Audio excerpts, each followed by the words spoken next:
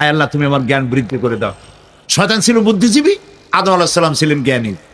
শয়তান শুদ্ধা। আল্লাহ পাক যখন সকলকে বললেন সবাই মিলে আদমরে সেজদা দাও, সবাই মিলে সেজদা করলো, মিস্টার ইবলিস সেজদা করলো না, কপাল পুড়লো জম্মের পোড়া।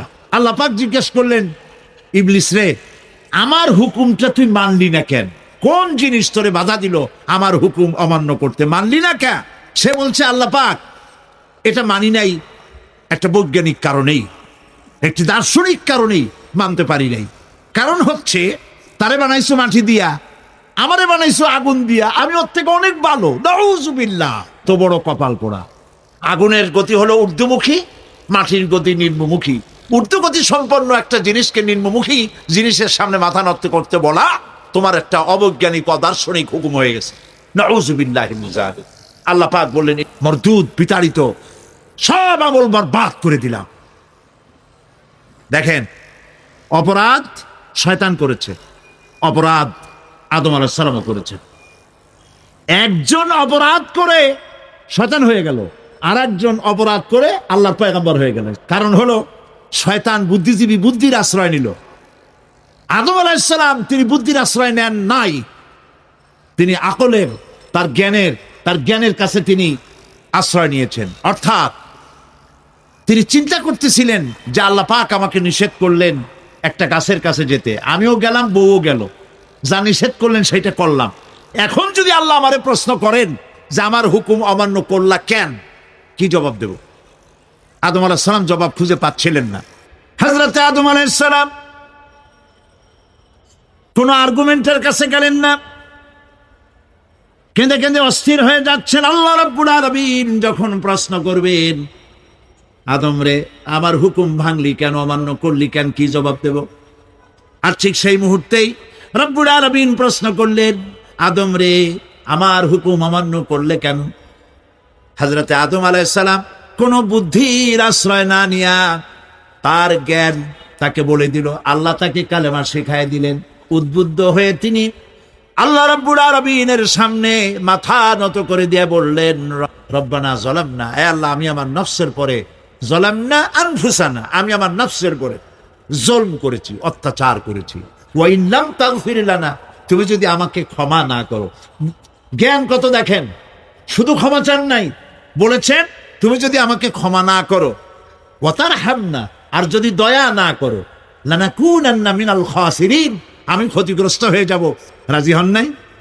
আল্লাহ রাব্বুল আলামিন হযরত আদম আলাইহিস সালামকে শুধু ক্ষমা করলেন না, ক্ষমাও করলেন, আর নবীর মর্যাদা দিয়ে আল্লাহ রাব্বুল আলামিন দুনিয়ায় পাঠাইয়া দিলেন।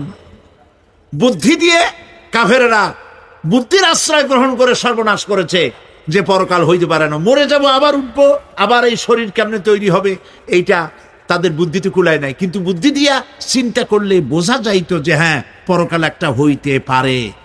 আর একটা কথা বলি, সেটা হলো এই, বহুত মানুষ আছে পরকাল বিশ্বাস করে না। আছে না এমন? আছে। এখন আমরা বিশ্বাস করি পরকাল, আমরা কারা কারা বিশ্বাস করি? হাত উঁচু করে দেখান তো। আলহামদুলিল্লাহ বলি, বলেন আলহামদুলিল্লাহ। এখন যারা বিশ্বাস করে না তাদেরকে জানাতে চাই, আমরা যারা পরকালে বিশ্বাস করি, তাহলে পরকাল যদি না হয়, কিয়ামত যদি না হয়, বিচার আচার যদি কিছু না হয়, আমরাও বেঁচে গেলাম, আপনারাও বেঁচে গেল। কিন্তু সত্য সত্যই যদি পরকাল একটা হয়, বিচার যদি হয়, আমরা বেঁচে যাব, ফেসে যাবা তোমরা। প্রিয় ভাই সব, আল্লাহ রাব্বুল আলামিন সুন্দর করে বুঝাচ্ছেন। দেখো, এই যে সারা বছর এই যে ইটা কি বলে পরকাল কেন হবে, এটা বুদ্ধি দিয়ে চিন্তা করো, জ্ঞান দিয়ে চিন্তা করো। সারা বছর ব্যবসা করার পর হিসাব নিকাশের একটা দিন আসে, আসে না? বলেন আসে কিনা? হিসাব নিকাশের একটা দিন আসে সারা বছর ব্যবসা করার পর, সারা বছর লেখাপড়া করার পর, তারপরে কি বলে পরীক্ষা দেওয়ার একটা দিন আসে, আসে না? তো সারা জীবন আপনি এখানে কাজবাজ করবেন, এখানে আপনি ভালো করলেন মন্দ করলেন, এর কোনো জবাব হবে না, বিচার হবে না। এটা পাগলে চিন্তা করতে পারে, আর পাগলেরা চিন্তা করে বলেই তারা বলে পাগলেরই এটা কথা, মাটির পুতুল যেমনে নাচায় তেমনে নাচি, পুতুলের কি দোষ? মরিয়া দেখেন, এই গান যারা বিশ্বাস করে মরিয়া দেখেন অবস্থাটা কি হয়। ফেরেশতারা আসা ধোপায় যেমন কাপড় আশ্রায়, ওই রকম ঠ্যাং ধরিয়া কবরের মধ্যে আশ্রাবে আর বলবে যেমনে আশ্রায় তেমনে আশ্রাই, ফেরেশতার কি দোষ? কাজে এই পৃথিবী শেষ কথা নয়, মৃত্যু অবধারিত, মরা লাগবে না। এবার দেখেন আল্লাহ কি বলেন, আল্লাযী খালাকাল মাউতা ওয়াল হায়াতা লিয়াবলুয়াকুম আইয়ুকুম আহসানু আমালা। আল্লাহ পাক বলছেন আমি মৃত্যু আর জীবন সৃষ্টি করেছি। কেন করেছি লক্ষ্য করুন, লিয়াবলুয়াকুম, যাতে করে আমি তোমাদেরকে পরীক্ষা করে নিতে পারি। কি ব্যাপারে? আইয়ুকুম আহসানু আমালা, আমলের দিক থেকে, নেক কাজের মধ্য থেকে, ভালো কাজ এবং খারাপ কাজের মধ্য থেকে। আইয়ুকুম আহসানু আমালা, ভালো কাজের দিক থেকে তোমাদের মধ্যে কে উত্তম, কে ভালো মানুষ, এইটার পরীক্ষা নেওয়ার জন্য আমি মৃত্যু আর জন্মের সৃষ্টি করেছি। প্রিয় ভাই সব খুব লক্ষ্য করুন, জন্ম আর মৃত্যু, জন্ম হলে মৃত্যু হবেই, না হবে না। এই যে একটা ডিউরেশন, একটি সময়, এই সময়টা হলো পরীক্ষার সময়। আমরা যারা পড়াশোনা করেছি, আপনারা পড়াশোনা করেছেন নিশ্চয়ই, কলেজে অথবা হাই স্কুল অথবা মাদ্রাসায় প্রতি বছর একটা করে পরীক্ষা আসে না পরীক্ষা? এই পরীক্ষার ডিউরেশন কত সময়? 3 ঘন্টা। কয় ঘন্টা বলে? 3 ঘন্টা। এই 3 ঘন্টা পরীক্ষা দিতে গিয়ে আপনারা কি কোনো ছাত্রকে দেখেছেন যে প্রশ্নপত্র সামনে নিয়ে গল্প করতেছে, প্রশ্নপত্র সামনে নিয়ে তাস খেলে, জুয়া খেলে, আর একদিকে তাকায় থাকে? প্রতিটি মুহূর্ত সে কাজে লাগাচ্ছে, প্রতি মুহূর্ত কাজে লাগাচ্ছে। 3 ঘন্টা পুরা হওয়া, 2 ঘন্টার মধ্যে পরীক্ষা তার শেষ হয়ে গেছে, কিন্তু সে চলে যাচ্ছে না, বাকি আরো 1 ঘন্টা আধা ঘন্টা রিভাইজ করতেছে। সে যা যা পরীক্ষা দিয়েছিল প্রশ্ন অনুযায়ী জবাবগুলি ঠিক হয়েছে কিনা সে মিলাই দেখে। কারণ কি? কারণ হলো এই পরীক্ষা যদি ফেল করি, বাপ মায়ের কষ্ট করা পয়সাগুলি বিফলে চলে যাবে, আমি চাকরি পাবো না, আমার জীবনটা 1 বছরের জন্য নষ্ট হয়ে যাবে। এই জন্য সে এত খাটাখাটনি করে পরীক্ষায় ভালো ফল করার জন্য সে পরীক্ষা দেয়, এবং পরীক্ষার রেজাল্ট এই পৃথিবীতেই হয়। ঠিক কিনা বলে? খাতা দেখতে যতদিন লাগে তারপরে পরীক্ষা হয়। খুব লক্ষ্য করুন, আমাদেরও একটা পরীক্ষা চলতেছে এই পৃথিবীতে, সকলে। ওইটা শিক্ষাঙ্গনের পরীক্ষা, এটা জীবনের পরীক্ষা। এই যে ওর পরীক্ষার ডিউরেশন, সময়কাল 3 ঘন্টা, আর আমাদের পরীক্ষার, সমস্ত মানুষের পরীক্ষার সময়কাল হলো জন্ম থেকে শুরু করে মৃত্যু পর্যন্ত। এর মধ্যে বালেগ হওয়া পর্যন্ত সময়টা কনসিডারেবল, ক্ষমার যোগ্য। 15 বছর 12 বছর বালেগ হইতে যে কয় বছর লাগছে, এইটা যা করছেন যা বলছেন সব মাপ। কিন্তু বালেগ হওয়ার পরের থেকে নিয়ে মৃত্যু পর্যন্ত যা যা করবেন সমস্ত কাজের হিসাব আল্লাহর কাছে দিতে হবে। একটা প্রশ্ন করি আপনাদের কাছে, রাগ করবেন না তো? বলবেন যে কথা বলতে তো আপনি আসছেন, আমাদের দিয়ে খাটান কেন, এরকম চিন্তা করবেন না তো? প্রশ্নটা হচ্ছে এই, বলেন তো দেখি, পৃথিবীর মধ্যে সব চাইতে মূল্যবান জিনিস, দামি জিনিস কোনটা? ইখতিলাফ হয়ে গিয়েছে, ইখতিলাফ হয়েছে। কেউ বলেছে যৌবন, কেউ বলেছে কোরআন, কেউ বলেছে ইসলাম। আর যারা বেশি বুদ্ধি রাখে তারা খামোশ, তারা কথা বলে নাই। কোনটা কইয়া কোন জ্বালা, চুপ করে থাকাই ভালো। সব থেকে মূল্যবান জিনিসের নাম সময়। সব থেকে মূল্যবান জিনিসের নাম কি? এবার বলেন, এই পৃথিবীর মানুষ সব থেকে অপচয় করে কোন জিনিসে? সময়। সময়ের অপচয় আমরা যা করি। আমি সেদিন পুলিশ লাইনে আমার একটা বক্তব্য ছিল, কয়েক হাজার পুলিশ ছিল সেখানে, জুমার দিন। আমি বলছিলাম জুমার আগে তাদের সামনে, আজ আপনাদেরকে বলি, বাড়িতে আজকে রাত্রে ক্যালকুলেটর না থাকে, যদি কাগজ কলম হাতে নেন, জীবনের 15 বছর বাদ দেন, এখন আপনার বয়স এখন যা, এই বয়সে প্রতিদিন ওই যৌবন প্রাপ্তির পর থেকে নিয়ে এই পর্যন্ত প্রতিদিন টেলিভিশনের সামনে নাটক দেখার জন্য, সিনেমা দেখার জন্য, ন্যাশনাল জিওগ্রাফি দেখার জন্য, ডিসকভারি দেখার জন্য, স্পোর্টস দেখার জন্য প্রতিদিন কয়েক ঘন্টা টিভির সামনে আপনি বসেন। এরপরে আপনি এগুলিকে সপ্তাহে কয় ঘন্টা হয়, মাসে কয় ঘন্টা হয়, বছরে কয় ঘন্টা হয়, বয়স এখন আপনার 50 বছর। আল্লাহ পাক বলেন, লক্ষ্য করে দেখো, সমুদ্রের লবণাক্ত পানিগুলি বাষ্পীয় আকারে মেঘমালায় পরিণত করে দেই, আর বাতাসকে হুকুম করি মেঘটাকে টেনে নিয়ে যাও অমুক জায়গায়। আল্লাহ যেখানে বৃষ্টি দিতে চান বাতাস মেঘকে ঠেলে নিয়ে সেখানে নিয়ে আসে, বৃষ্টির পানিগুলি পড়ল। আল্লাহ পাক বলেন, আকাশের সেই বৃষ্টির পানি দিয়া মরা জমিনকে আমি জিন্দা করে দিলাম। ফাআহিয়ানা বিহিল আরদা বাদা মাউতিহা, এই মৃত্যু জমিনকে আমি জিন্দা করলাম। সেখানে তুমি বীজ বপন করলে, সেই বীজগুলি, বীজের মাথা ফাটাইয়া চারাগুলি কে বাড়ি করে দিল? মাটির আস্তরণ, মাটির আস্তরণের মধ্যে কদুর বিচি, লাউর বিচি, আপনারা কদু কর না লাউ বলেন, যেটাই হোক বুঝলেই হইল, কদু অথবা লাউ একই কথা। অথবা যে কোনো শাক সবজি, উদ্ভিদ, এর চারা, এর বীজ মাটিতে দেওয়া হলো। মাটিটা ফেটে চারা, যে পাতা দুটো বেরিয়ে আসলো, এই পাতা কি শক্ত না নরম? তাহলে মাটিটা ফাটাইয়া পাতা দুটো বাইর করে দিল কে? সুবহানাল্লাহ বলে। মরা জমিন থেকে, মরা জমিনে বৃষ্টির পানি দিয়ে জমিনটাকে জিন্দা করে তার ভিতর থেকে আমি এভাবে করে জিন্দা করি, উদ্ভিদগুলিকে জিন্দা করে দেই। ঠিক একইভাবে কাযালিকান নুশুর, এইভাবে করে কিয়ামতে তোমাদেরকে উঠানো হবে। সুবহানাল্লাহ। লাল শাক দেখছেন? লাল শাক খান না আপনারা? বিচিগুলো ছোট ছোট বিচিগুলি ছড়ায় দেন, দেখবেন কয়েকদিনের মধ্যে মাটির থেকে সব উদ্গত হয়ে যাবে। আল্লাহ পাক এই পৃথিবীতে আমাদের সৃষ্টি করেছিলেন, কবরের মধ্যে আমরা চলে যাব। সে কবর কি, হাসর কি, ইত্যাদি বলবো ইনশাআল্লাহ ধীরে ধীরে। তো মাটির ভিতর থেকে এই গাছগুলি, চারাগুলি যেভাবে উদ্গত হয়, আল্লাহ পাক বলছেন এইভাবে করে আমি তোমাদেরকে জিন্দা করব, আবার উঠাবো, এতে কোনো সন্দেহ নাই। সুবহানাল্লাহ। রব্বুল আলামিন দৃষ্টান্ত দিয়ে বুঝাচ্ছেন, আলাম ইয়াকুন নুতফাতাম মিন মানিয়্যিন ইউমনা সুম্মা কানা আলাকাতান ফাখালাকা ফাসাওয়া ফাজআলা মিনহু যাওজাইনি যাকারা ওয়াল উনসা। আল্লাহ পাক বলেন,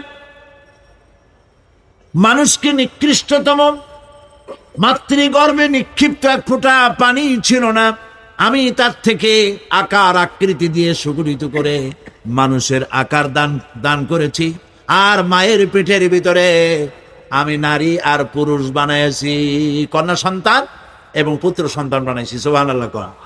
এখন মানুষে কয় যে আমরাও পারি। এই যে ক্লোনিং সিস্টেম একটা শুরু হয়েছে, শুনছেন আপনারা? কথা না কইলে বুঝি কি? ক্লোনিং পদ্ধতি। এটি ক্লোনিং পদ্ধতি, বিজ্ঞানীরা যারাই কাজটা করতেছে তারা বিশ্ব সভ্যতাকে বিনষ্ট করার একটি মারাত্মক কাজে তারা হাত দিয়েছে। ক্লোনিং পদ্ধতিতে যে যা কিছু তৈরি হয়, এর আগে ভেড়ার বাচ্চা হয়েছে, ছাগলের বাচ্চা বানাইছে, সেগুলি তার মায়ের মতোই হয়েছে অথবা পিতার মতো হয়েছে। পিতার ডিএনএ নিয়ে একটা পুরুষ জাতীয় জন্তুর ডিএনএ অথবা স্ত্রী জাতীয় একটি জন্তুর ডিএনএ নিয়ে তারপরে বিশেষ প্রক্রিয়ার মাধ্যমে সন্তান, এই বাচ্চা উৎপাদনের ব্যবস্থা তারা শুরু করেছে পশু দিয়ে। এরপরে মানুষ এভাবে করা যায় কিনা সেই চিন্তা তারা করেছে। ইতিমধ্যে নাকি দুটো বাচ্চা হয়েছে, এটা সত্য না মিথ্যা এখনো যাচাই করা যায় নাই। কিন্তু পশুর থেকে যেগুলো হয়েছে সবগুলি রোগ নিয়ে আসছে পৃথিবীতে, গেল 1 নম্বর কথা। 2 নম্বরে ডিএনএর মাধ্যমে যে মানব শিশু পয়দা হয় তার সবগুলি তার মায়ের অনুকরণে হয়। একেবারে অবিকল মায়ের চেহারা নিয়ে আসতেছে, অবিকল পিতার চেহারা নিয়ে আসতেছে। চিন্তা করুন, এই মেয়ে যখন বয়স প্রাপ্ত হবে তখন তার পিতা কি করে বুঝবে তার বউ কোনটা আর মেয়ে কোনটা? কথা শুনতেছেন? পিতার অবিকল চেহারা নিয়ে একটা সন্তান আসলো। এখন সন্তান বড় হয়েছে, তার মা কি করে বুঝবে যে আমার স্বামী আসছেন, আমার ছেলে আসছে? মানুষের এই হাজার হাজার crore crore million billion trillion মানুষ আল্লাহ পাক সৃষ্টি করেছেন এই পৃথিবীতে, একটা মানুষের চেহারার সাথে আর একটা মানুষের মিল না। গলার আওয়াজেরও মিল নাই, যতই নকল করার চেষ্টা করুক একজন আর একজনের, ধরা পড়েই। ঠিক কিনা কন? ধরা পড়বেই। গলার আওয়াজের যদি মিল থাকতো কি হইতো?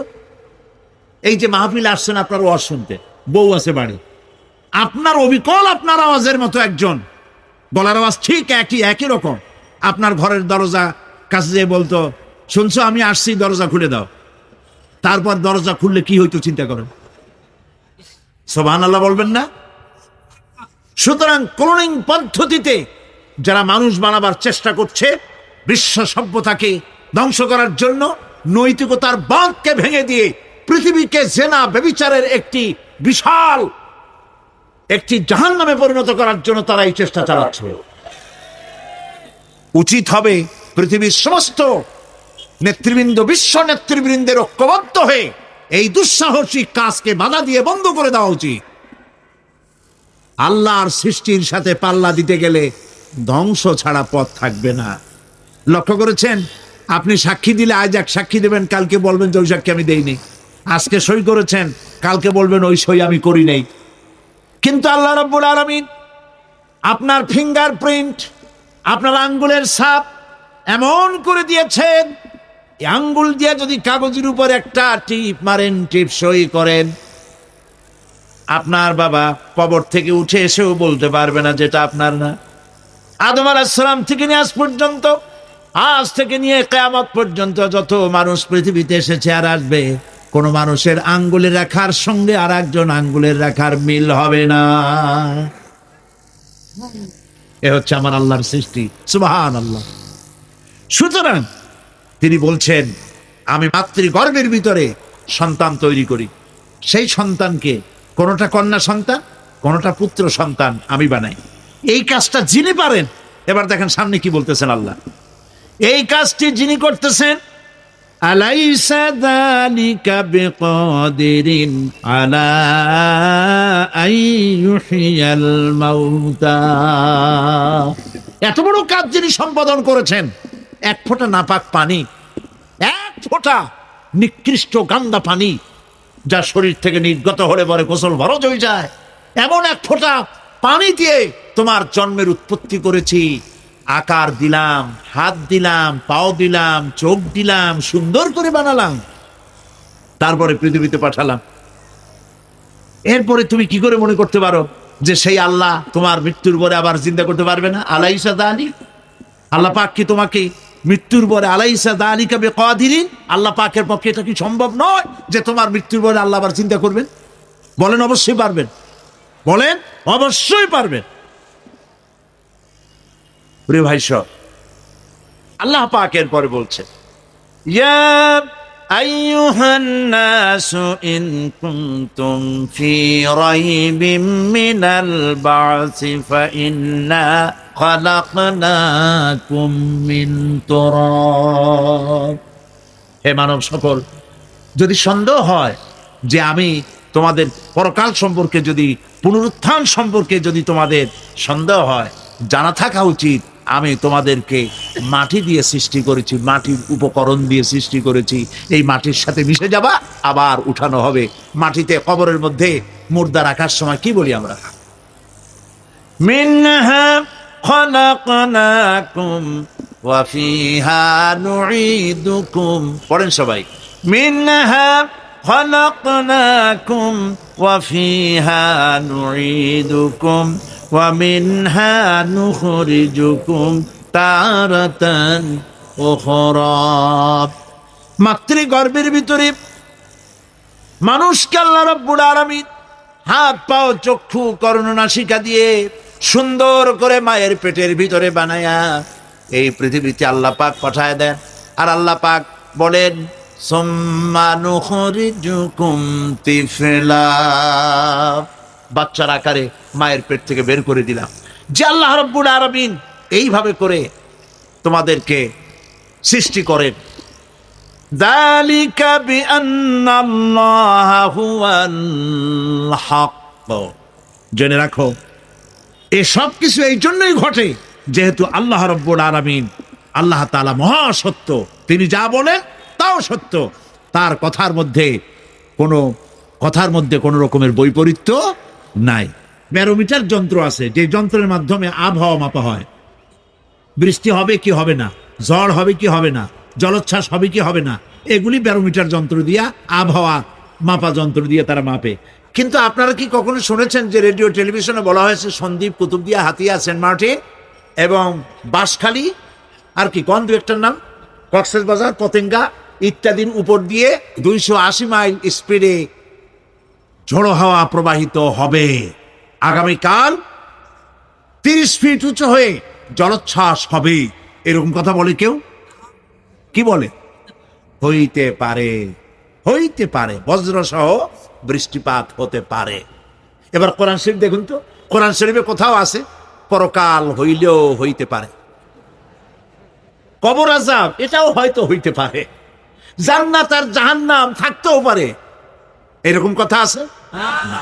সব কথা ডাইরেক্ট, কোন কথার ভিতরে কোন রকমের বৈপরীত্য নাই।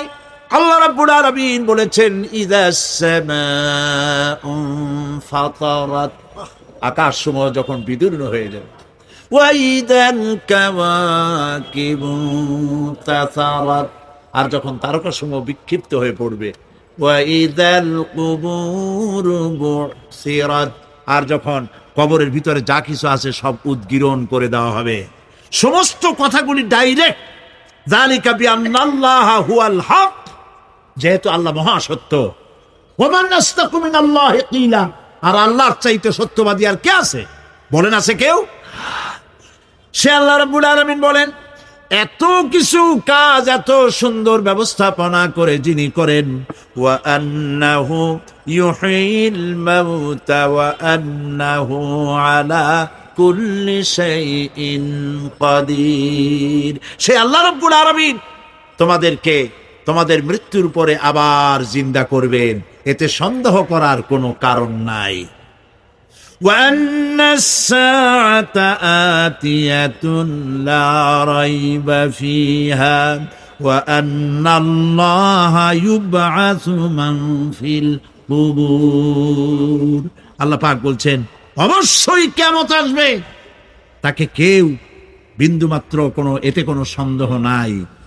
আর وَأَنَّ اللَّهَ يُبْعَثُ مَنْ فِي الْقُبُورِ, আর আল্লাহ পাক অবশ্যই কবরে যা কিছু আছে সব বের করে নিয়ে আসবেন।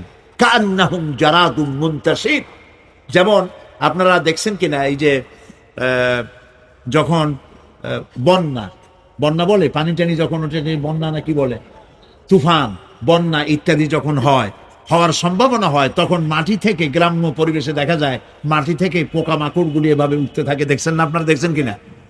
পাখাওয়ালা পিঁপড়াগুলি এভাবে সব উঠতে থাকে। কান্নাহুম জারাদুম মুনতাশির, এইভাবে করে পোকামাকড় পতঙ্গগুলি যেভাবে মাটি থেকে উদ্গত হতে থাকে, সমস্ত খবরগুলি থেকে মানুষগুলি এভাবে উদ্গত হয়ে যাবে।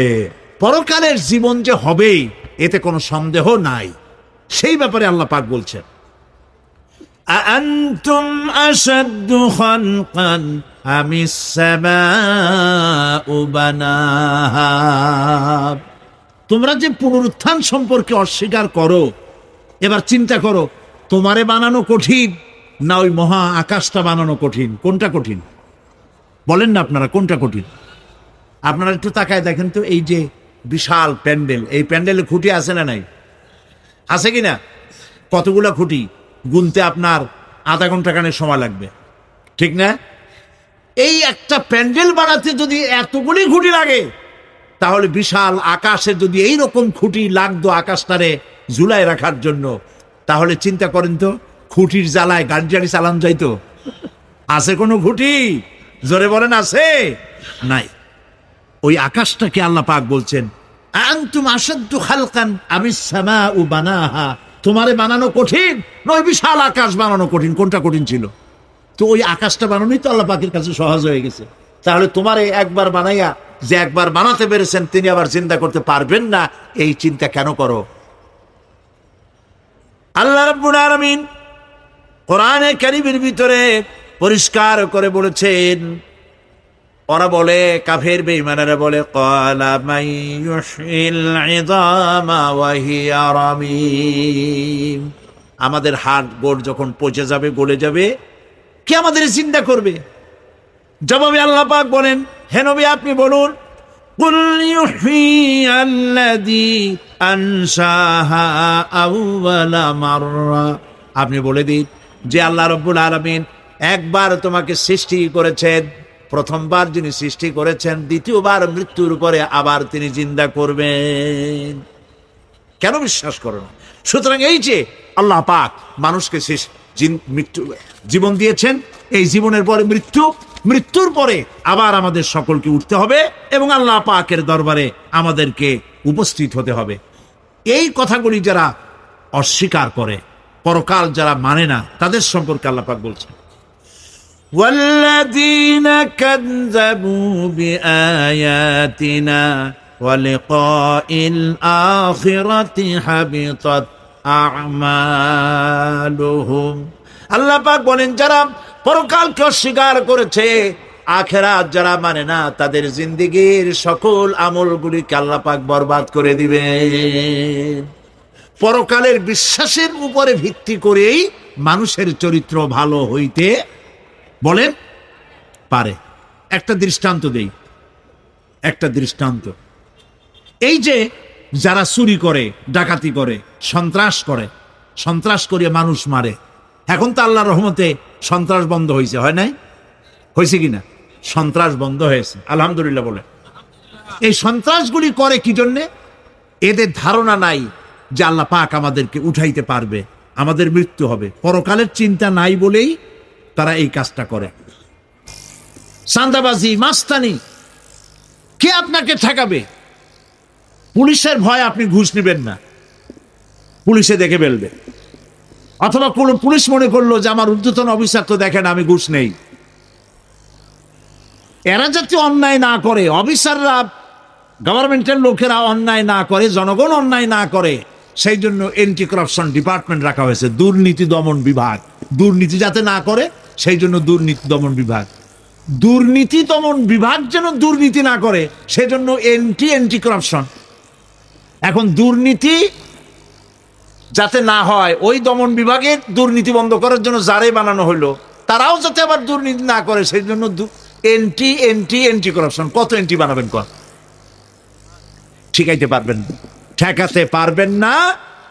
পুলিশ দিয়া, বিডিআর দিয়া, আর্মি দিয়া পিটাইয়া, ঠ্যাঙ্গাইয়া, মাইরের স্রোতে লুলা বানাইয়াও মানুষের চরিত্র ভালো বানাইতে পারবেন না। মানুষের চরিত্র কেমনে ভালো বানানো হবে? 5 কোটি টাকা বলে যে হুজুর অমুক অফিসার খুব ভালো, টাকা পয়সা খায় না। আরে ভাই, কত খায় না তাই কর, কদ্দুর হইলে খায়, এরকম লোক আছে। তবে হ্যাঁ, আল্লাহর মেহেরবানি ভালো অফিসারও আছে, আলহামদুলিল্লাহ বলুন। আমাদের দেশে ভালো অফিসার, জোরে কন আলহামদুলিল্লাহ বলুন। সেই জন্য রাতের আধারে কোটি কোটি টাকার অফার আসছে, কেউ দেখে না। এইখান থেকে, এই টাকার খাওয়া থেকে, অথবা জেনা করা থেকে, অথবা মদ পান করা থেকে গোল্ডেন অপরচুনিটি, সুযোগ আসছে। জেনা করা যায়, মদ খাওয়া যায়, টাকা নেওয়া যায়, অবৈধ টাকা। এই অপরাধ থেকে বাঁচাতে পারে একমাত্র পরকালের জবাবদেহিতা, আখিরাতের ভয়। আল্লাহর কাছে আমাকে জবাবদিহি করতে হবে, এই ভয় ছাড়া আর কোনো কিছুই মানুষের এই বিপদ থেকে মানুষের চরিত্র ভালো বানাইতে পারে না। মানুষের চরিত্র ভালো বানাবার জন্য এটাই হচ্ছে একমাত্র পথ। সেই জন্য আল্লাহ পাক আখিরাতের জীবন রেখেছেন, উঠতে সেখানে হবেই। এই পৃথিবীতে একবার যখন আসছি, আমাদেরকে জিন্দা আল্লাহ করবে এবং সমস্ত কথাগুলির জবাব আল্লাহর কাছে দিতে হবে। পরকালের ব্যাপারে আল্লাহ পাক একটা ঐতিহাসিক যুক্তি দিয়েছেন, অনেক যুক্তি কোরআনে কারিমে দিয়েছেন। আরেকটি যুক্তি আপনারা শোনেন, একেবারে ঐতিহাসিক যুক্তি। আল্লাহ পাক বলছেন, মহান আল্লাহ তাআলা আখিরাতের বাস্তবতা সম্পর্কে একদিকে যেমন তারা সৃষ্টির কলা কৌশল সম্পর্কে বলেছেন, আর একদিকে মানুষকে চিন্তা ভাবনা করতে বলেছেন। চিন্তা ভাবনা করে দেখো, কালের সাক্ষী, কালের পুঞ্জীভূত সাক্ষী গ্রহণ করো, দেখো যে পরকাল হবে কিনা, এই আল্লাহ পাক কিয়ামতে তোমাদেরকে উঠাতে সক্ষম কিনা। আল্লাহ রাব্বুল আলামিন বলেন, ওয়াত্তুর ওয়া কিতাবিম মাসতুর ফি রাক্কিম মানশুর ওয়াল বাইতিল মা'মুর ওয়াস সাকফিল মারফুর ওয়াল বাহরিল মাসজুর ইন্না আযাবা রাব্বিকা লাওয়াকি' মা লাহু মিন দাফি'। সূরা তুর। আল্লাহ পাক বলছেন, তুর পাহাড়ের শপথ, তুর পাহাড়ের শপথ, সেই প্রকাশ্য পবিত্র গ্রন্থের শপথ যা লিপিবদ্ধ রয়েছে মুসলিম ঝিল্লিতে, চর্ম ঝিল্লিতে লিপিবদ্ধ রয়েছে। আরো শপথ বাইতুল মামুরের, আরো শপথ সুউচ্চ আকাশে, আরো শপথ উচ্ছ্বাসিত তরঙ্গায়িত সমুদ্রে। নিশ্চয়ই সেই আযাব আসবে, আযাব মানে কিয়ামত, সেই পরকাল অবশ্যই আসবে। মা লাহু মিন দাফি', এই শাস্তি থেকে, এই কিয়ামত আসা থেকে, এই কিয়ামত সংগঠিত হওয়া থেকে রোধ করার মতো ক্ষমতা কারো নাই। সুবহানাল্লাহ। এখন আল্লাহ পাক তুর পাহাড়ের কসম করছেন। তুর পর্বত হচ্ছে সেই পর্বতের কথাই ধরা যাক, যেখানে একটি ঐতিহাসিক পর্বত, হযরতে মূসা আলাইহিস সালামকে আল্লাহ রাব্বুল আলামিন যেখানে নবুয়তের শিরস্থান পড়িয়ে দিয়েছিলেন, তুর পাহাড়ের ভিতরে। অতুর সিনিন, তুর পাহাড়ের কসম আল্লাহ পাক বলছেন। এবং খোদায়ের আল্লাহ রাব্বুল আলামিনের সঙ্গে বিরোধিতা করার কারণে ফেরাউনকে এই তুর পাহাড়ের কাছে লোহিত সাগরের মধ্যে, দরিয়ায় নীলের মধ্যে আল্লাহ পাক ডুবিয়ে মেরেছিলেন। এবং নির্যাতিত বনি ইসরাইলকে শাস্তি দেওয়ার চূড়ান্ত সিদ্ধান্ত এই তুর পাহাড়েই আল্লাহ পাক দিয়েছিলেন। আল্লাহ বলছেন, আমি সেই তুর পাহাড়ের কসম করি। ওয়া কিতাবিম মাসতুর, এবং পবিত্র গ্রন্থের শপথ, যেই গ্রন্থগুলি নাজিল হয়েছে নবীদের উপরে, ইনজিল, তাওরাত, জাবুর, কোরআন, এই কিতাবগুলির কসম করি। সুবহানাল্লাহ। কোরআনের কসম করি, আল্লাহ পাক বলছেন, এই কিতাবগুলির কসম করছি। তুর পাহাড়ের কসম করছি, কিতাবগুলির কসম করছি। ওয়াল বাইতুল মামুর, আর বাইতুল মামুরের কসম করছি। সেটা কি? আকাশের প্রত্যেকটি আকাশে একটি করে বাইতুল মামুর আছে। ওই আকাশের ফেরেশতারা এই বাইতুল মামুরকে কেন্দ্র করে আল্লাহ রাব্বুল আলামিনকে সিজদা দেয়। আল্লাহ পাক হযরত আদম আলাইহিস সালামকে বলেছিলেন, একটি ঘর বানাও, বাইতুল মামুরের নিচে বানাও। তিনি বললেন, আমি তো জানি না বাইতুল মামুর কোথায়। হযরতে জিবরাইলকে পাঠানো হলো। বাইতুল মামুর আকাশের যেখানে আছে, ঠিক সেই সোজা বর্তমানে মক্কা শরীফে যে কাবা শরীফ যা আছে, অবিকল আল্লাহ পাকের আকাশে বাইতুল মামুর যেখানে, তার সরাসরি নিচেই কাবা শরীফ স্থাপিত হয়েছে। আল্লাহ রাব্বুল আলামিন বলছেন, আমি এই বাইতুল মামুরের কসম করছি।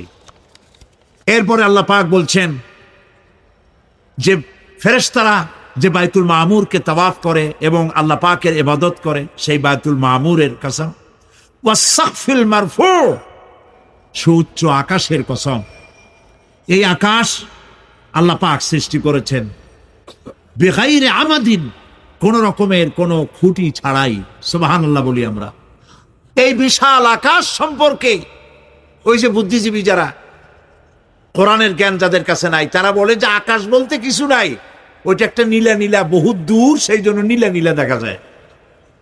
এই পৃথিবী সম্পর্কেও তাদের ধারণা, এই পৃথিবীও কিছু না, এটা হলো ওই যে কি বলে, সূর্যের কাছের থেকে একটা উজ্জ্বল জ্যোতিষ্ক খুব ফোর্সে যাচ্ছিল, এই ফোর্স সহ্য করতে না পেরে সূর্যের একটি অংশ মহাশূন্যের উপরে ছিটকে পড়ল, ঘুরতে ঘুরতে পৃথিবীর আকার ধারণ করেছে। এই হলো ওদের ধারণা, অ্যাক্সিডেন্টের মাধ্যমে নাকি এই পৃথিবী হয়েছে। মূল কথা হলো এইভাবে করে যদি কোনো একটা গ্রহ উজ্জ্বল জ্যোতিষ্ক যাওয়ার কারণে পৃথিবী হয়ে থাকে, তাহলে এখন তো পৃথিবীতে মানুষ ধরতেছে না, মানুষ তো অনেক বেশি বেড়ে গেছে। তাহলে আর একটা জ্যোতিষ্ক দয়া করে সূর্যের পাশ দিয়ে যাইয়া আর একটা খণ্ড হালাই দিয়া আর একটা পৃথিবী বানায় না কেন? প্রিয় ভাই সব, আল্লাহ পাক বলছেন ওয়াসাকফিল মারফু, আমি এই বিশাল আকাশের কসম করি। সুবহানাল্লাহ। এরপরে ওয়াল বাহরিল মাসজুর, পৃথিবীতে প্রবাহিত উচ্ছ্বসিত তরঙ্গায়িত সমুদ্র রাজির কসম করি। সুবহানাল্লাহ। আচ্ছা বলেন তো, এই পৃথিবী এর নিচে কি? এই পৃথিবীর নিচে কি? এই পৃথিবী মহাশূন্যের উপরে ঘুরছে। লক্ষ্য করেন আল্লাহর কত বড় শক্তি। আটলান্টিক মহাসাগর কোথায় বলতে পারবেন না? এই পৃথিবীতে। আটলান্টিক মহাসাগর কোথায়? এই পৃথিবীতে। আটলান্টিক মহাসাগর, প্রশান্ত মহাসাগর, ভূমধ্য সাগর, যত সাগর আর মহাসাগর সব এই পৃথিবীতে। এই পৃথিবী অসংখ্য পাহাড়, অসংখ্য সমুদ্র আর অসংখ্য মানবরাজি নিয়ে লাটিমের মতো ঘুরতেছে। সুবহানাল্লাহ। মহাশূন্যের উপর, মহাশূন্যের উপরে লাটিম যেমন ঘোরে, পৃথিবী তেমন ঘোরে, অথচ মানুষগুলো ছিটকে পড়ে যায় না, পানিগুলি উড়ে কোথাও পড়ে যায় না। সুবহানাল্লাহ বলতে ইচ্ছে করে না।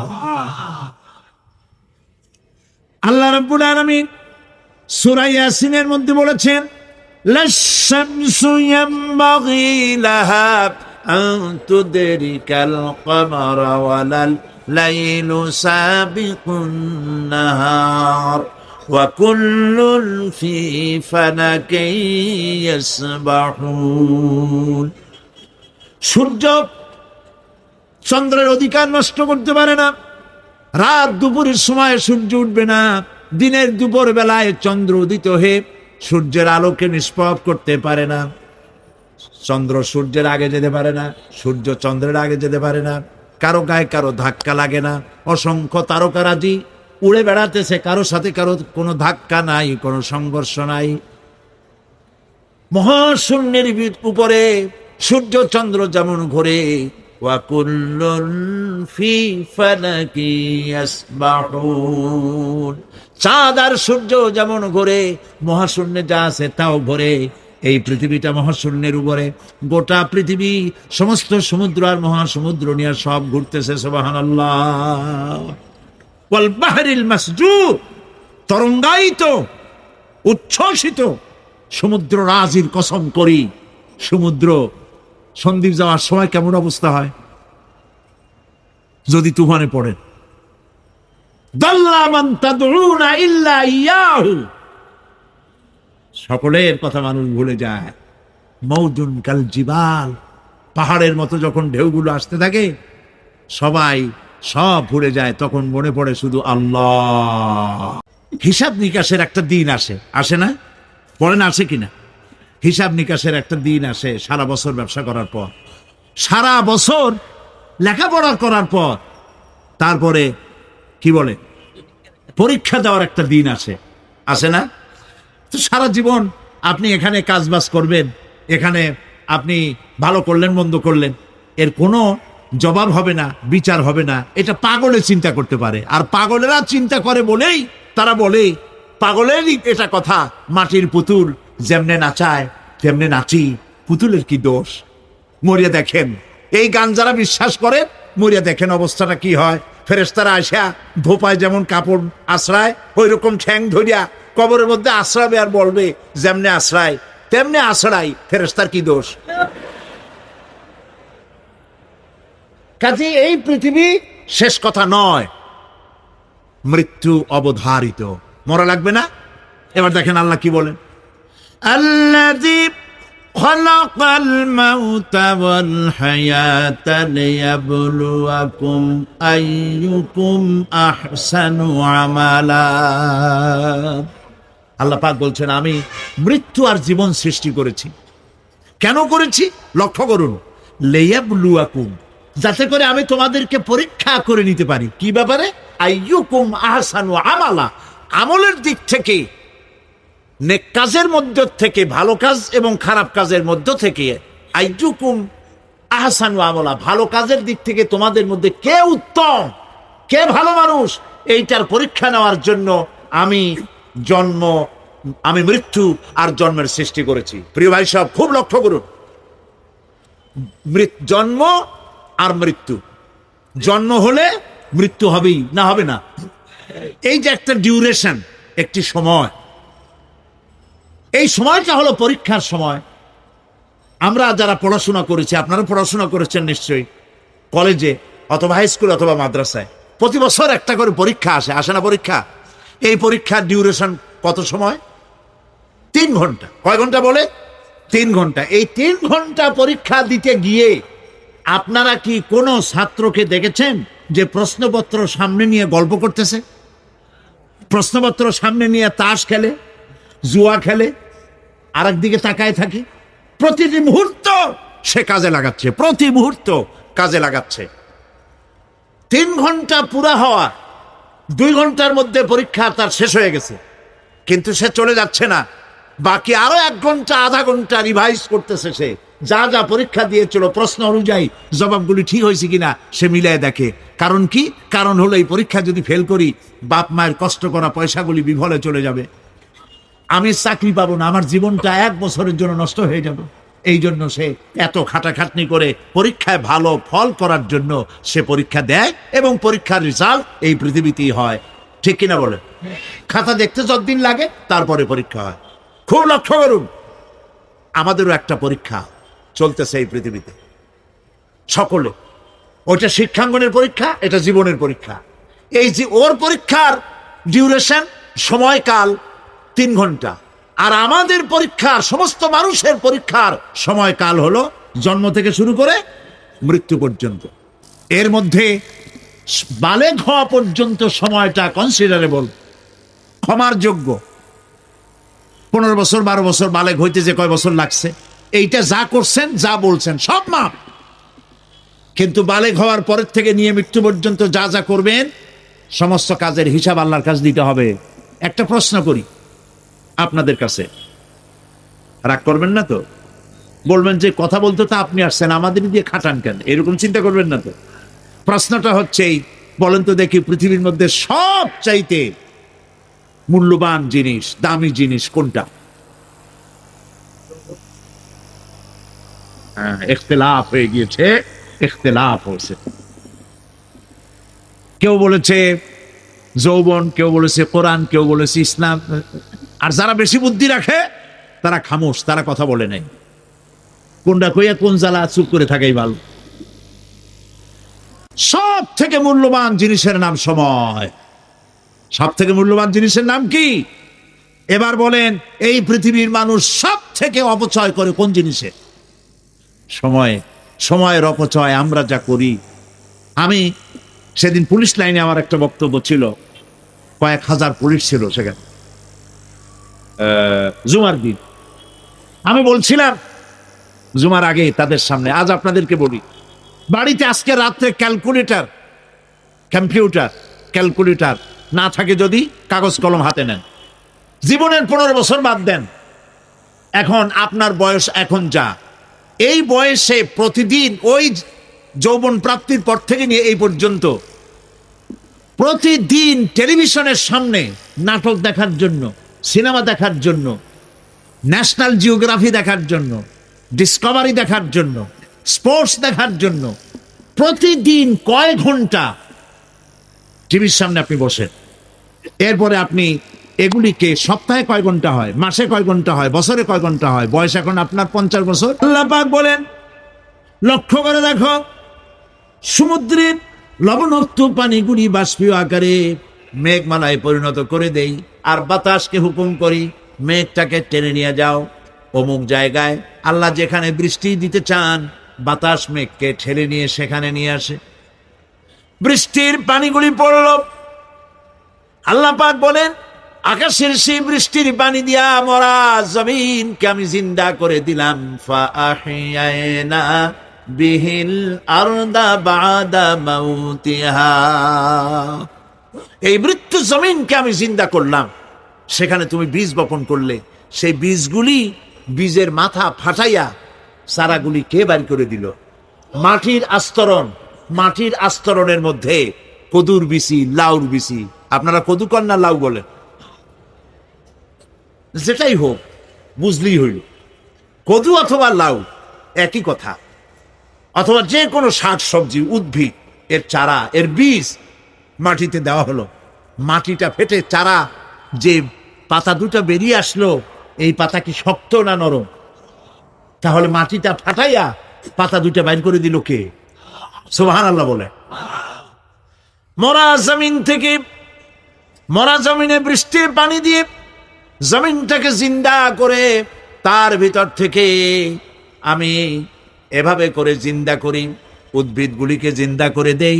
ঠিক একইভাবে কাযালিকান নুশুর, এইভাবে করে কিয়ামতে তোমাদেরকে উঠানো হবে। সুবহানাল্লাহ।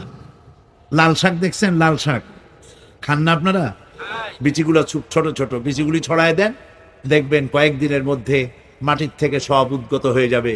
আল্লাহ পাক এই পৃথিবীতে আমাদের সৃষ্টি করেছিলেন, কবরের মধ্যে আমরা চলে যাব। সে কবর কি, হাসর কি, ইত্যাদি বলবো ইনশাআল্লাহ ধীরে ধীরে। তো মাটির ভিতর থেকে এই গাছগুলি, চারাগুলি যেভাবে উদ্গত হয়, আল্লাহ পাক বলছেন এইভাবে করে আমি তোমাদেরকে জিন্দা করব, আবার উঠাবো, এতে কোনো সন্দেহ নাই। সুবহানাল্লাহ। রব্বুল আলামিন দৃষ্টান্ত দিয়ে বুঝাচ্ছেন, আলাম ইয়াকুন নুতফাতাম মিন মানিয়্যিন ইউমনা সুম্মা কানা আলাকাতান ফাখালাকা ফাসাওয়া ফাজআলা মিনহু যাওজাইনি যাকারা ওয়াল উনসা। আল্লাহ পাক বলেন, মানুষকে নিকৃষ্টতম মাতৃগর্ভে নিক্ষিপ্ত এক ফোঁটা পানি ছিল না, আমি তার থেকে আকার আকৃতি দিয়ে সুগঠিত করে মানুষের আকার দান করেছি। আর মায়ের পেটের ভিতরে আমি নারী আর পুরুষ বানাইছি, কন্যা সন্তান এবং পুত্র সন্তান বানাইছি। সুবহানাল্লাহ। এখন মানুষে কয় যে আমরাও পারি। এই যে ক্লোনিং সিস্টেম একটা শুরু হয়েছে, শুনছেন আপনারা? কথা না কইলে বুঝি কি? ক্লোনিং পদ্ধতি। এটি ক্লোনিং পদ্ধতি, বিজ্ঞানীরা যারাই কাজটা করতেছে, তারা বিশ্ব সভ্যতাকে বিনষ্ট করার একটি মারাত্মক কাজে তারা হাত দিয়েছে। ক্লোনিং পদ্ধতিতে যে যা কিছু তৈরি হয়, এর আগে ভেড়ার বাচ্চা হয়েছে, ছাগলের বাচ্চা বানাইছে, সেগুলি তার মায়ের মতোই হয়েছে অথবা পিতার মতো হয়েছে। পিতার ডিএনএ নিয়ে একটা পুরুষ জাতীয় জন্তুর ডিএনএ অথবা স্ত্রী জাতীয় একটি জন্তুর ডিএনএ নিয়ে তারপরে বিশেষ প্রক্রিয়ার মাধ্যমে সন্তান, এই বাচ্চা উৎপাদনের ব্যবস্থা তারা শুরু করেছে পশু দিয়ে। এরপরে মানুষ এভাবে করা যায় কিনা সেই চিন্তা তারা করেছে। ইতিমধ্যে নাকি দুটো বাচ্চা হয়েছে, এটা সত্য না মিথ্যা এখনো যাচাই করা যায় নাই। কিন্তু পশুর থেকে যেগুলো হয়েছে সবগুলি রোগ নিয়ে আসছে পৃথিবীতে, গেল এক নম্বর কথা। দুই নম্বরে ডিএনএর মাধ্যমে যে মানব শিশু পয়দা হয় তার সবগুলি তার মায়ের অনুকরণে হয়, একেবারে অবিকল মায়ের চেহারা নিয়ে আসতেছে, অবিকল পিতার চেহারা নিয়ে আসতেছে। চিন্তা করুন, এই মেয়ে যখন বয়স প্রাপ্ত হবে তখন তার পিতা কি করে বুঝবে তার বউ কোনটা আর মেয়ে কোনটা? কথা শুনতেছেন?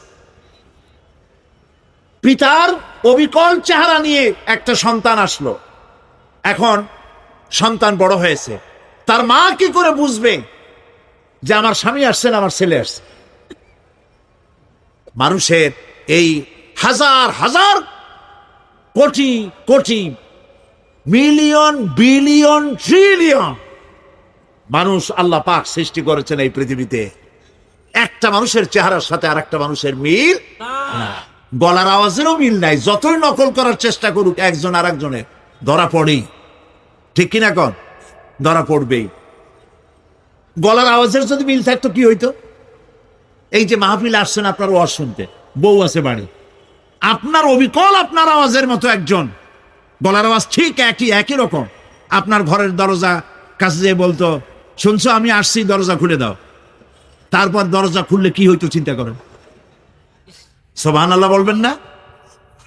সুতরাং ক্লোনিং পদ্ধতিতে যারা মানুষ বানাবার চেষ্টা করছে, বিশ্ব সভ্যতাকে ধ্বংস করার জন্য, নৈতিকতার বাঁধকে ভেঙে দিয়ে পৃথিবীকে জেনা ব্যভিচারের একটি বিশাল একটি জাহান্নামে পরিণত করার জন্য তারা এই চেষ্টা চালাচ্ছে।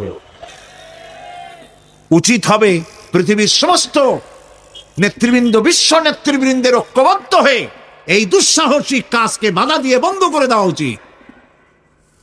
আল্লাহর সৃষ্টির সাথে পাল্লা দিতে গেলে ধ্বংস ছাড়া পথ থাকবে না। লক্ষ্য করেছেন, আপনি সাক্ষী দিলে আজ এক সাক্ষী দেবেন, কালকে বলবেন যে ওই সাক্ষী আমি দেইনি। আজকে সই করেছেন, কালকে বলবেন ওই সই আমি করি নাই। কিন্তু আল্লাহ রাব্বুল আলামিন আপনার ফিঙ্গারপ্রিন্ট, আপনার আঙ্গুলের ছাপ এমন করে দিয়েছেন, এই আঙ্গুল দিয়ে যদি কাগজের উপর একটা টিপ মারেন, টিপ সই করেন, আপনার বাবা কবর থেকে উঠে এসেও বলতে পারবে না যেটা আপনার না। আদম আলাইহিস সালাম থেকে নিয়ে আজ পর্যন্ত, আজ থেকে নিয়ে কিয়ামত পর্যন্ত যত মানুষ পৃথিবীতে এসেছে আর আসবে, কোন মানুষের আঙ্গুলের রেখার সঙ্গে আর একজন আঙ্গুলের রেখার মিল হবে না। এ হচ্ছে আমার আল্লাহর সৃষ্টি, সুবহানাল্লাহ। সুতরাং তিনি বলছেন, আমি মাতৃগর্ভের ভিতরে সন্তান তৈরি করি, সেই সন্তানকে কোনটা কন্যা সন্তান, কোনটা পুত্র সন্তান আমি বানাই। এই কাজটা যিনি পারেন, এবার দেখেন সামনে কি বলতেছেন আল্লাহ, এই কাজটি যিনি করতেছেন, আলাইসা যালিকা বিকাদিরিন আলা আইয়ুহিয়াল মাউতা, এত বড় কাজ যিনি সম্পাদন করেছেন, এক ফোঁটা নাপাক পানি, এক ফোঁটা নিকৃষ্ট গান্দা পানি যা শরীর থেকে নির্গত হলে পরে গোসল ফরজ হয়ে যায়, এমন এক ফোঁটা পানি দিয়ে তোমার জন্মের উৎপত্তি করেছি, আকার দিলাম, হাত দিলাম, পাও দিলাম, চোখ দিলাম, সুন্দর করে বানালাম, তারপরে পৃথিবীতে পাঠালাম। এরপরে তুমি কি করে মনে করতে পারো যে সেই আল্লাহ তোমার মৃত্যুর পরে আবার জিন্দা করতে পারবে না? আলাইসা যালিক, আল্লাহ পাক কি তোমাকে মৃত্যুর পরে, আলাইসা যালিকা বিকাদিরিন, আল্লাহ পাকের পক্ষে এটা কি সম্ভব নয় যে তোমার মৃত্যুর পরে আল্লাহ আবার চিন্তা করবেন? বলেন অবশ্যই পারবেন, বলেন অবশ্যই পারবেন।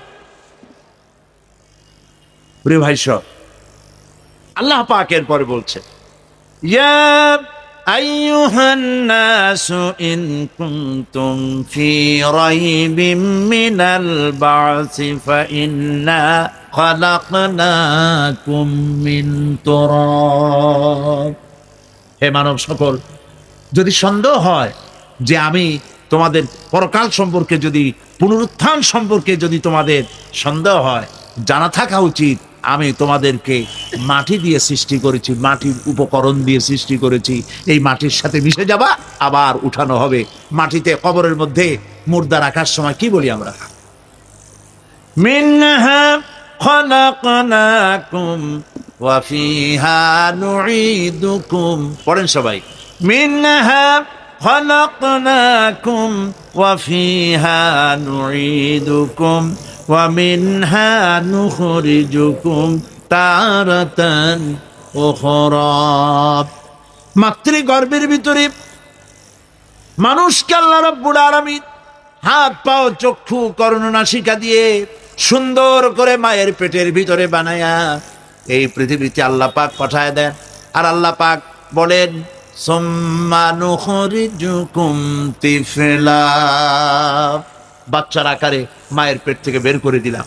যে আল্লাহ রাব্বুল আলামিন এইভাবে করে তোমাদেরকে সৃষ্টি করেন। যালিকা বিআন্নাল্লাহা হুয়াল হক, জেনে রাখো এসব কিছু এই জন্যই ঘটে যেহেতু আল্লাহ রাব্বুল আলামিন, আল্লাহ তাআলা মহা সত্য, তিনি যা বলেন তাও সত্য, তার কথার মধ্যে কোনো রকমের বৈপরীত্য নাই। ব্যারোমিটার যন্ত্র আছে, যে যন্ত্রের মাধ্যমে আবহাওয়া মাপা হয়, বৃষ্টি হবে কি হবে না, ঝড় হবে কি হবে না, জলোচ্ছ্বাস হবে কি হবে না, এগুলি ব্যারোমিটার যন্ত্র দিয়া, আবহাওয়া মাপা যন্ত্র দিয়ে তারা মাপে। কিন্তু আপনারা কি কখনো শুনেছেন যে রেডিও টেলিভিশনে বলা হয়েছে সন্দ্বীপ, কুতুবদিয়া, হাতিয়া, সেন্ট মার্টিন এবং বাঁশখালী, আর কি কোন দু একটার নাম, কক্সবাজার, পতেঙ্গা ইত্যাদির উপর দিয়ে 280 মাইল স্পিডে ঝোড়ো হাওয়া প্রবাহিত হবে। আগামীকাল 30 ফিট উঁচু হয়ে জলোচ্ছ্বাস হবে, এরকম কথা বলে কেউ? কি বলে? হইতে পারে, হইতে পারে, বজ্র সহ বৃষ্টিপাত হতে পারে। এবার কোরআন শরীফ দেখুন তো, কোরআন শরীফে কোথাও আছে পরকাল হইলেও হইতে পারে, কবর আযাব এটাও হয়তো হইতে পারে, জান্নাত আর জাহান্নাম থাকতেও পারে, এরকম কথা আছে না। সব কথা ডাইরেক্ট, কোন কথার ভিতরে কোন রকমের বৈপরীত্য নাই। আল্লাহ রাব্বুল আলামিন বলেছেন ইযাস সামাউ ফাতারাত, আকাশ সমূহ যখন বিদীর্ণ হয়ে যাবে, ওয়া ইযাল কাওয়াকিবু তাসারাত, আর যখন তারকা সমূহ বিক্ষিপ্ত হয়ে পড়বে, ওয়া ইযাল কুবুর বুসিরাত, আর যখন কবরের ভিতরে যা কিছু আছে সব উদ্গীরণ করে দেওয়া হবে। সমস্ত কথাগুলি ডাইরেক্ট। যালিকা বিআন্নাল্লাহা হুয়াল হক, যেহেতু আল্লাহ মহাসত্য। ওমান আসতাকু মিনাল্লাহি কিলা, আর আল্লাহর চাইতে সত্যবাদী আর কে আছে? বলেন আছে কেউ? সে আল্লাহ রাব্বুল আলামিন বলেন, এত কিছু কাজ এত সুন্দর ব্যবস্থাপনা করে যিনি করেন, ওয়া আন্নাহু ইউহিল মাউতা ওয়া আন্নাহু আলা কুল্লি শাইইন কাদির, সে আল্লাহ রাব্বুল আলামিন তোমাদেরকে তোমাদের মৃত্যুর পরে আবার জিন্দা করবেন, এতে সন্দেহ করার কোনো কারণ নাই। وَأَنَّ السَّاعَةَ آتِيَةٌ لَا رَيْبَ فِيهَا وَأَنَّ اللَّهَ يُبْعَثُ مَنْ فِي الْقُبُورِ, আল্লাহ পাক বলছেন অবশ্যই কিয়ামত আসবে, তাকে কেউ বিন্দুমাত্র এতে কোনো সন্দেহ নাই। আর وَأَنَّ اللَّهَ يُبْعَثُ مَنْ فِي الْقُبُورِ, আর আল্লাহ পাক অবশ্যই কবরে যা কিছু আছে সব বের করে নিয়ে আসবেন। কান্নাহুম জারাদুম মুনতাশির, যেমন আপনারা দেখছেন কিনা এই যে যখন বন্যা বলে, পানি টানি যখন ওঠে, বন্যা না কি বলে, তুফান, বন্যা ইত্যাদি যখন হওয়ার সম্ভাবনা হয়, তখন মাটি থেকে, গ্রাম্য পরিবেশে দেখা যায় মাটি থেকে পোকামাকড়গুলি এভাবে উঠতে থাকে। দেখছেন না? আপনারা দেখছেন কিনা? পাখাওয়ালা পিঁপড়াগুলি এভাবে সব উঠতে থাকে। কান্নাহুম জারাদুম মুনতাশির, এইভাবে করে পোকামাকড় পতঙ্গগুলি যেভাবে মাটি থেকে উদ্গত হতে থাকে, সমস্ত খবরগুলি থেকে মানুষগুলি এভাবে উদ্গত হয়ে যাবে। পরকালের জীবন যে হবে এতে কোনো সন্দেহ নাই, সেই ব্যাপারে আল্লাহ পাক বলছেন, আআনতুম আশাদ্দু খালকান আমিস সামাউ বানাহা, তোমরা যে পুনরুত্থান সম্পর্কে অস্বীকার করো, এবার চিন্তা করো, তোমারে বানানো কঠিন না ওই মহা আকাশটা বানানো কঠিন? কোনটা কঠিন বলেন না আপনারা, কোনটা কঠিন? আপনারা একটু তাকায় দেখেন তো, এই যে বিশাল প্যান্ডেল, এই প্যান্ডেলে খুঁটি আছে না নাই? আছে কিনা? কতগুলা খুঁটি গুনতে আপনার আধা ঘন্টা খানেক সময় লাগবে, ঠিক না? এই একটা প্যান্ডেল বানাতে যদি এতগুলি খুঁটি লাগে, তাহলে বিশাল আকাশে যদি এইরকম খুঁটি লাগতো আকাশটারে ঝুলায় রাখার জন্য, তাহলে চিন্তা করেন তো, খুঁটির জ্বালায় গাড়ি চালানো যাইতো? আছে কোনো খুঁটি? জোরে বলেন, আছে? নাই। ওই আকাশটাকে আল্লাহ পাক বলছেন আনতুম আশাদ্দু খালকান আমিস সামাউ বানাহা, তোমারে বানানো কঠিন নয় বিশাল আকাশ বানানো কঠিন? কোনটা কঠিন ছিল? তো ওই আকাশটা বানানোই তো আল্লাহ পাকের কাছে সহজ হয়ে গেছে। তাহলে তোমারে একবার বানাইয়া যে একবার বানাতে পেরেছেন তিনি আবার চিন্তা করতে পারবেন না, এই চিন্তা কেন করো? আল্লাহ রাব্বুল আলামিন কোরআনে কারীমের ভিতরে পরিষ্কার করে বলেছেন, ওরা বলে, কাফের বেঈমানেরা বলে, ক্বালা মান ইউহয়িল ইযামা ওয়া হিয়া রামীম, আমাদের হাড় গোড় যখন পচে যাবে, গলে যাবে, কে আমাদের জিন্দা করবে? জবাবে আল্লাহ পাক বলেন, হে নবী আপনি বলুন, কুল ইউহয়িয়াল্লাযী আনশাহা আউওয়ালা মাররা, আপনি বলে দিন যে আল্লাহ রাব্বুল আলামিন একবার তোমাকে সৃষ্টি করেছেন, প্রথমবার যিনি সৃষ্টি করেছেন দ্বিতীয়বার মৃত্যুর পরে আবার তিনি জিন্দা করবেন। কেন বিশ্বাস করো না? সুতরাং এই যে আল্লাহ পাক মানুষকে জীবন দিয়েছেন, এই জীবনের পরে মৃত্যু, মৃত্যুর পরে আবার আমাদের সকলকে উঠতে হবে এবং আল্লাহ পাকের দরবারে আমাদেরকে উপস্থিত হতে হবে। এই কথাগুলি যারা অস্বীকার করে, পরকাল যারা মানে না, তাদের সম্পর্কে আল্লাহ পাক বলছেন, ওয়াল্লাযীনা কাযযাবু বিআয়াতিনা ওয়া লিকাইল আখিরাতি হাবিতাত আমালুহুম। আল্লাহ পাক বলেন, যারা পরকালকে অস্বীকার করেছে, আখিরাত যারা মানে না, তাদের জিন্দেগীর সকল আমলগুলিকে আল্লাহ পাক বরবাদ করে দিবেন। পরকালের বিশ্বাসের উপরে ভিত্তি করেই মানুষের চরিত্র ভালো হইতে বলেন পারে। একটা দৃষ্টান্ত দেই, একটা দৃষ্টান্ত। এই যে যারা চুরি করে, ডাকাতি করে, সন্ত্রাস করে মানুষ মারে, এখন তো আল্লাহর রহমতে সন্ত্রাস বন্ধ হয়েছে, হয় নাই? হয়েছে কিনা? সন্ত্রাস বন্ধ হয়েছে, আলহামদুলিল্লাহ বলে। এই সন্ত্রাসগুলি করে কি জন্যে? এদের ধারণা নাই যে আল্লাহ পাক আমাদেরকে উঠাইতে পারবে, আমাদের মৃত্যু হবে। পরকালের চিন্তা নাই বলেই তারা এই কাজটা করে। চাঁদাবাজি, মাস্তানি, কে আপনাকে ঠেকাবে? পুলিশের ভয় আপনি ঘুষ নেবেন না, পুলিশে দেখে ফেলবে। অথবা কোন পুলিশ মনে করলো যে আমার ঊর্ধ্বতন অফিসার তো দেখেন আমি ঘুষ নেই। এরা যাতে অন্যায় না করে, অফিসাররা, গভর্নমেন্টের লোকেরা অন্যায় না করে, জনগণ অন্যায় না করে, সেই জন্য এন্টি করাপশন ডিপার্টমেন্ট রাখা হয়েছে, দুর্নীতি দমন বিভাগ। দুর্নীতি যাতে না করে সেই জন্য দুর্নীতি দমন বিভাগ। দুর্নীতি দমন বিভাগ যেন দুর্নীতি না করে সেজন্য এন্টি করাপশন। এখন দুর্নীতি যাতে না হয়, ওই দমন বিভাগের দুর্নীতি বন্ধ করার জন্য যারাই বানানো হলো, তারাও যাতে আবার দুর্নীতি না করে সেই জন্য এন্টি করাপশন। কত এন্টি বানাবেন? কর ঠিকাইতে পারবেন না, ঠেকাতে পারবেন না। পুলিশ দিয়া, বিডিআর দিয়া, আর্মি দিয়া পিটাইয়া, ঠ্যাঙ্গাইয়া, মাইরের স্রোতে লুলা বানাইয়াও মানুষের চরিত্র ভালো বানাইতে পারবেন না। মানুষের চরিত্র কেমনে ভালো বানানো হবে? 5 কোটি টাকা বলে যে হুজুর অমুক অফিসার খুব ভালো, টাকা পয়সা খায় না। আরে ভাই, কত খায় না তাই কর, কদ্দুর হইলে খায়, এরকম লোক আছে। তবে হ্যাঁ, আল্লাহর মেহেরবানি, ভালো অফিসারও আছে, আলহামদুলিল্লাহ বলুন।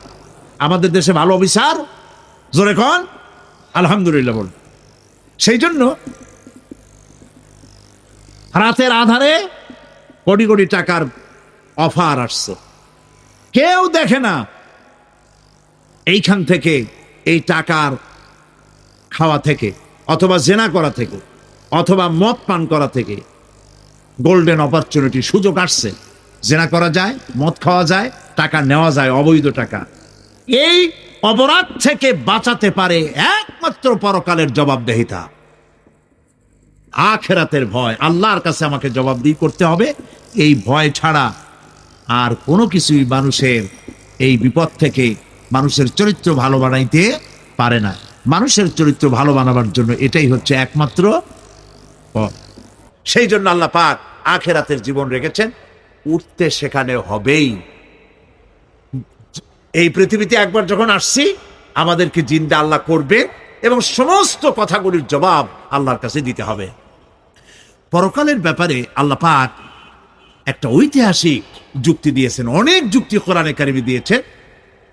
আরেকটি যুক্তি আপনারা শোনেন, একেবারে ঐতিহাসিক যুক্তি। আল্লাহ পাক বলছেন, মহান আল্লাহ তাআলা আখিরাতের বাস্তবতা সম্পর্কে একদিকে যেমন তারা সৃষ্টির কলা কৌশল সম্পর্কে বলেছেন, আর একদিকে মানুষকে চিন্তা ভাবনা করতে বলেছেন। চিন্তা ভাবনা করে দেখো, কালের সাক্ষী, কালের পুঞ্জীভূত সাক্ষী গ্রহণ করো, দেখো যে পরকাল হবে কিনা, এই আল্লাহ পাক কিয়ামতে তোমাদেরকে উঠাতে সক্ষম কিনা। আল্লাহ রাব্বুল আলামিন বলেন, ওয়াত্তুর ওয়া কিতাবিম মাসতুর ফি রাক্কিম মানশুর ওয়াল বাইতিল মা'মুর ওয়াস-সাকফিল মারফুর। ওয়াল খোদায়ের আল্লাহ রাব্বুল আলামিনের সঙ্গে বিরোধিতা করার কারণে ফেরাউনকে এই তুর পাহাড়ের কাছে লোহিত সাগরের মধ্যে, দরিয়ায় নীলের মধ্যে আল্লাহ পাক ডুবিয়ে মেরেছিলেন এবং নির্যাতিত বনী ইসরাইলকে শাস্তি দেওয়ার চূড়ান্ত সিদ্ধান্ত এই তুর পাহাড়েই আল্লাহ পাক দিয়েছিলেন। আল্লাহ বলছেন, আমি সেই তুর পাহাড়ের কসম করি, ওয়া কিতাবিম মাসতুর, এবং পবিত্র গ্রন্থের শপথ, যেই গ্রন্থগুলি নাজিল হয়েছে নবীদের উপরে, ইনজিল, তাওরাত, জাবুর, কোরআন, এই কিতাবগুলির কসম করি। সুবহানাল্লাহ। কোরআনের কসম করি, আল্লাহ পাক বলছেন এই কিতাবগুলির কসম করছি, তুর পাহাড়ের কসম করছি, কিতাবগুলির কসম করছি। ওয়াল বাইতুল মামুর, আর বাইতুল মামুরের কসম করছি। সেটা কি? আকাশের প্রত্যেকটি আকাশে একটি করে বাইতুল মামুর আছে। ওই আকাশের ফেরেশতারা এই বাইতুল মামুরকে কেন্দ্র করে আল্লাহ রাব্বুল আলামিনকে সেজদা দেয়। আল্লাহ পাক হযরত আদম আলাইহিস সালামকে বলেছিলেন, একটি ঘর বানাও, বাইতুল মামুরের নিচে বানাও। তিনি বললেন, আমি তো জানি না বাইতুল মামুর কোথায়। হযরত জিবরাইলকে পাঠানো হলো, বাইতুল মামুর আকাশের যেখানে আছে ঠিক সেই সোজা বর্তমানে মক্কা শরীফে যে কাবা শরীফ যা আছে, অবিকল আল্লাহ পাকের আকাশে বাইতুল মামুর যেখানে, তার সরাসরি নিচেই কাবা শরীফ স্থাপিত হয়েছে। আল্লাহ রাব্বুল আলামিন বলছেন, আমি এই বাইতুল মামুরের কসম করছি। এরপরে আল্লাহ পাক বলছেন যে ফেরেশতারা যে বাইতুল মামুরকে তাওয়াফ করে এবং আল্লাহ পাকের ইবাদত করে, সেই বাইতুল মামুরের কসম। ওয়াস-সাকফিল মারফু, সুউচ্চ আকাশের কসম। এই আকাশ আল্লাহ পাক সৃষ্টি করেছেন বিগাইরে আমাদিন, কোন রকমের কোন খুঁটি ছাড়াই। সুবহানাল্লাহ বলি আমরা।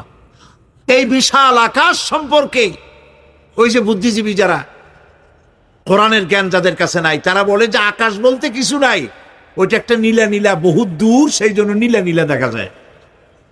এই পৃথিবী সম্পর্কেও তাদের ধারণা এই পৃথিবীও কিছু না, এটা হলো ওই যে কি বলে, সূর্যের কাছের থেকে একটা উজ্জ্বল জ্যোতিষ্ক খুব ফোর্সে যাচ্ছিল, এই ফোর্স সহ্য করতে না পেরে সূর্যের একটি অংশ মহাশূন্যের উপরে ছিটকে পড়ল, ঘুরতে ঘুরতে পৃথিবীর আকার ধারণ করেছে। এই হলো ওদের ধারণা। অ্যাক্সিডেন্টের মাধ্যমে নাকি এই পৃথিবী হয়েছে। মূল কথা হলো, এইভাবে করে যদি কোনো একটা গ্রহ উজ্জ্বল জ্যোতিষ্ক যাওয়ার কারণে পৃথিবী হয়ে থাকে, তাহলে এখন তো পৃথিবীতে মানুষ ধরতেছে না, মানুষ তো অনেক বেশি বেড়ে গেছে, তাহলে আর একটা জ্যোতিষ্ক দয়া করে সূর্যের পাশ দিয়ে যাইয়া আর একটা খণ্ড হালাই দিয়া আর একটা পৃথিবী বানায় না কেন? প্রিয় ভাই সব, আল্লাহ পাক বলছেন, ওয়াস-সাকফিল মারফু, আমি এই বিশাল আকাশের কসম করি। সুবহানাল্লাহ। এরপরে ওয়াল বাহরিল মাসজুর, পৃথিবীতে প্রবাহিত উচ্ছ্বসিত তরঙ্গায়িত সমুদ্র রাজির কসম করি। সুবহানাল্লাহ। আচ্ছা বলেন তো, এই পৃথিবী এর নিচে কি? এই পৃথিবীর নিচে কি? এই পৃথিবী মহাশূন্যের উপরে ঘুরছে। লক্ষ্য করেন আল্লাহর কত বড় শক্তি। আটলান্টিক মহাসাগর কোথায় বলতে পারবেন না? এই পৃথিবীতে। আটলান্টিক মহাসাগর কোথায়? এই পৃথিবীতে। আটলান্টিক মহাসাগর, প্রশান্ত মহাসাগর, ভূমধ্য সাগর, যত সাগর আর মহাসাগর সব এই পৃথিবীতে। এই পৃথিবী অসংখ্য পাহাড়, অসংখ্য সমুদ্র আর অসংখ্য মানবরাজি নিয়ে লাটিমের মতো ঘুরতেছে। সুবহানাল্লাহ। মহাশূন্যের উপর, মহাশূন্যের উপরে লাটিম যেমন ঘোরে, পৃথিবী তেমন ঘোরে, অথচ মানুষগুলো ছিটকে পড়ে যায় না, পানিগুলি উড়ে কোথাও পড়ে যায় না। সুবহানাল্লাহ বলতে ইচ্ছে করে না। আল্লাহ রাব্বুল আলামিন